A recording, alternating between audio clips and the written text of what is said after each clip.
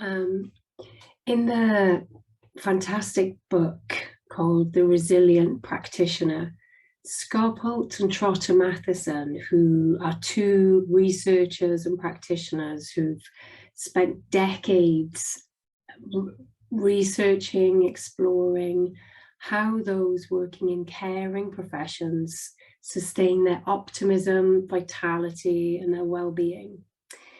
They describe a whole range of professions that are relationship intense, and they talk about doctors, nurses, social workers, therapists. I would also argue that arts and health practitioners fit that criteria of relationship intense work, where we bring a lot of ourselves to our work.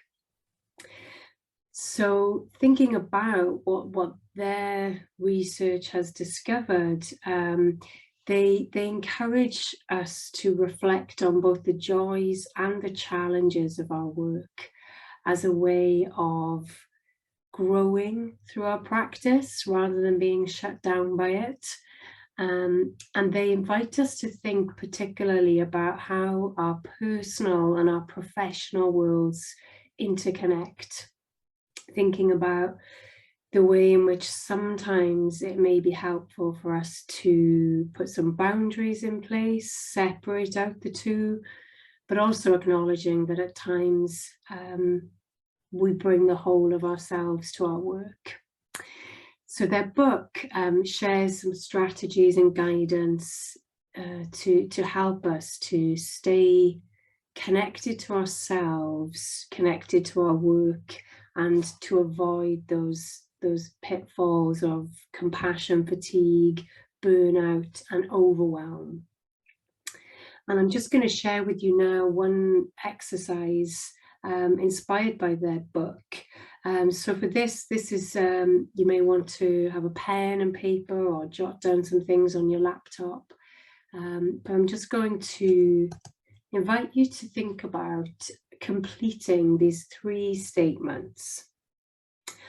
I chose to become an arts practitioner because, and just see what comes up. If you can, try not to censor yourself, think too much, just see where your pen or your keyboard takes you. The last 2 years have been, what's kept me going is. So I invite you to maybe set a timer on your phone and perhaps spend 5 minutes, maybe 7, 8 minutes just writing. Just see if you complete those 3 statements and see what comes up for you. And see if perhaps it gives you some clues about what it is that sustains you in this work, what it is that helps you to keep going through difficult times. And just see what comes up, and then gently read it back and see what you notice.